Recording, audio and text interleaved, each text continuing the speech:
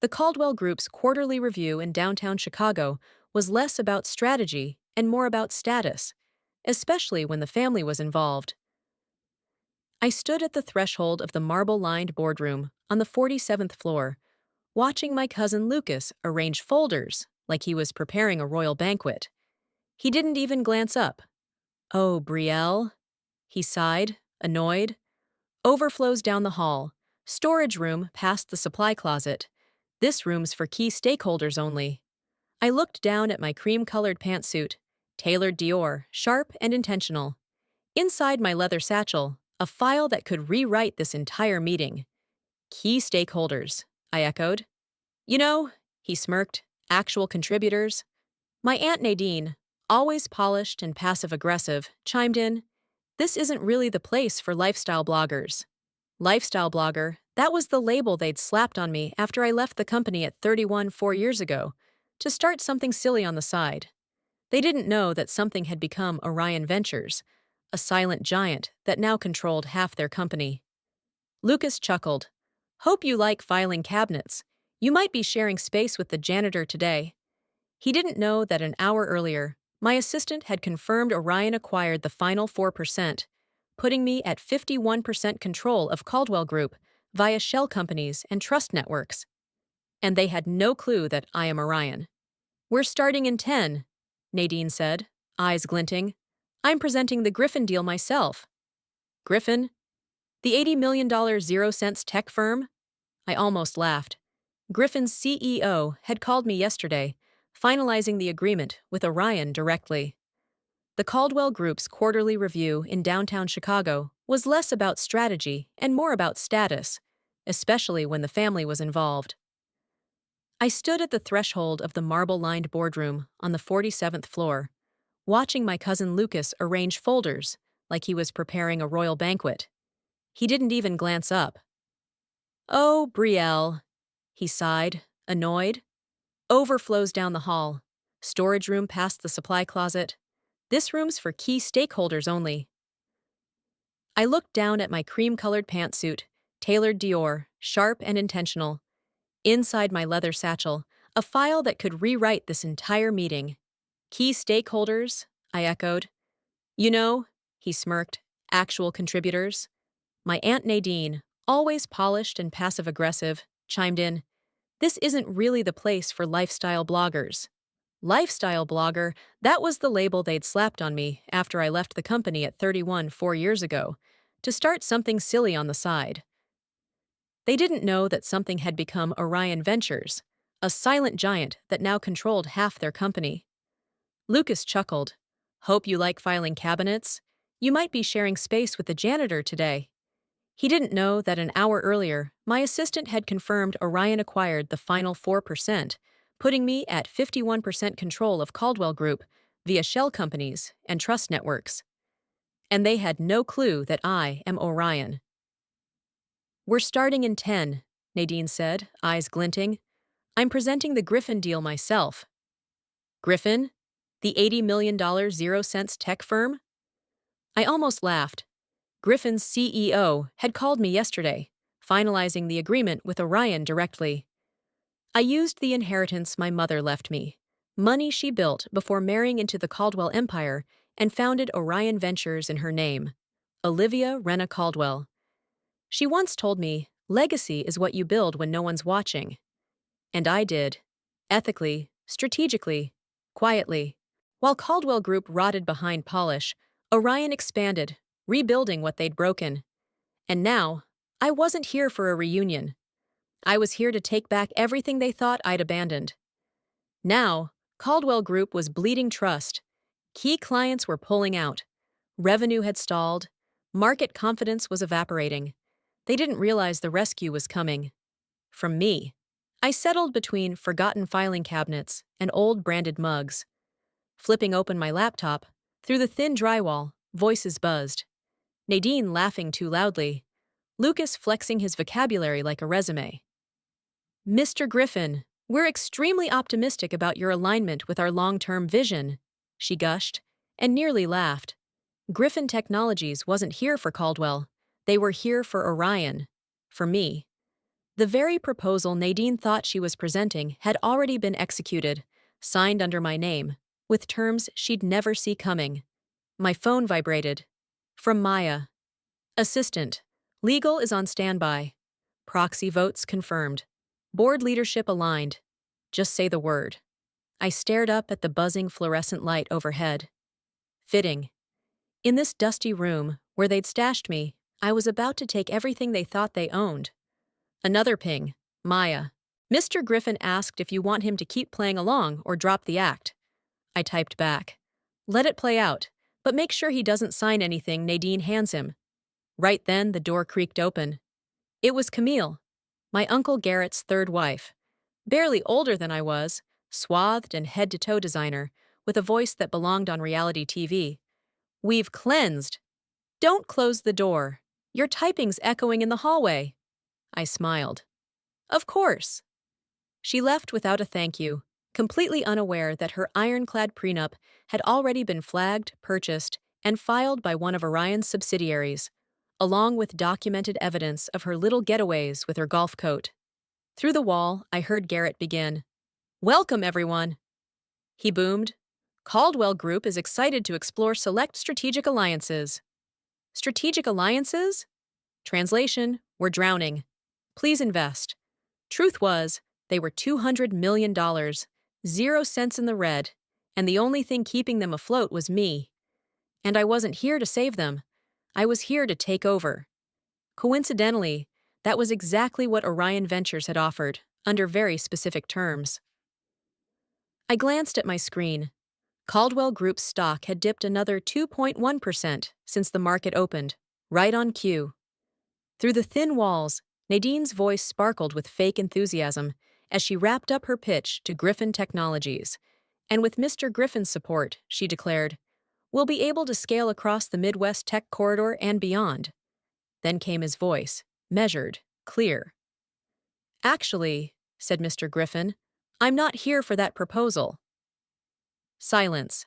I'm here to speak with the CEO of Orion Ventures. I could practically hear Nadine's lipstick crack.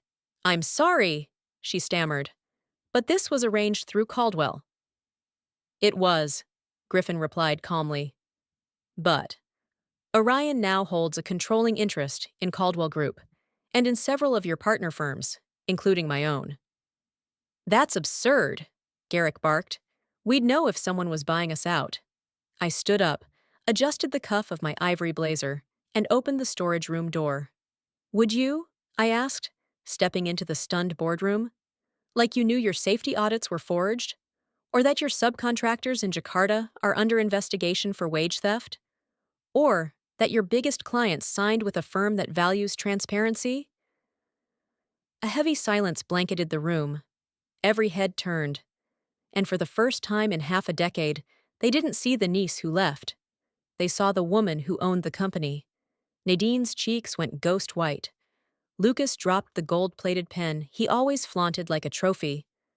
Uncle Garrett stiffened, mouth slightly agape, caught between disbelief and the creeping realization of what was unfolding. There must be some mistake. It was for the best news he hoped. But they will hear our conversation. What? What are you saying? I offered a serene smile and stepped fully into the room, heels echoing softly on the marble tile. Perhaps we should start this meeting again, I said. It's not exactly proper etiquette to leave your majority shareholder in the storage room. The room fell into stunned silence. I walked to the head of the table and calmly placed my briefcase down. A quiet, deliberate click as the latches opened. Orion Ventures, I began, watching Garrett's jaw clench tighter with every word, now holds 51% of Caldwell Group's stock. No one spoke.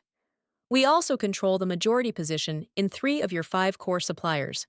We've secured your primary financing line, and as of this morning, we have exclusive contracts with over 80% of your top clients. Then that's impossible, Nadine stammered. Orion's run by me, I said, cutting in. It has been since I left Caldwell Group 5 years ago. Not that any of you noticed. You were too busy rearranging numbers and posturing in boardrooms to see who was quietly buying your future out from underneath you. Lucas sputtered first. But you're a freelancer. You work out of some rented space downtown. I smiled. One of our research hubs, yes. I connected my laptop to the screen at the front of the room. My actual office is in Sterling Tower, the one that literally casts a shadow over this building. Charts filled the screen, declining revenue, surging legal risk, and vanishing clients. Let's begin, I said. Since I left, Caldwell's stock has dropped 60%. You're under EPA investigation, and the Department of Labor is preparing subpoenas. Now wait a minute, Garrett barked, trying to regain control. I have been, I said sharply. While you were grooming Nadine and Lucas to whitewash reports and shut down whistleblowers, I was building something that works. Mr. Griffin gave a quiet nod. That's why our contract went to Orion. They have a code and they keep it. Ethics don't pay payroll, Nadine snapped, though her voice was cracking. Actually, I said, advancing the slide, they do. Orion's profit margins are 30% above the industry average, because when you respect your workers, your vendors, and the law, the returns come back with interest. I handed out neatly labeled folders.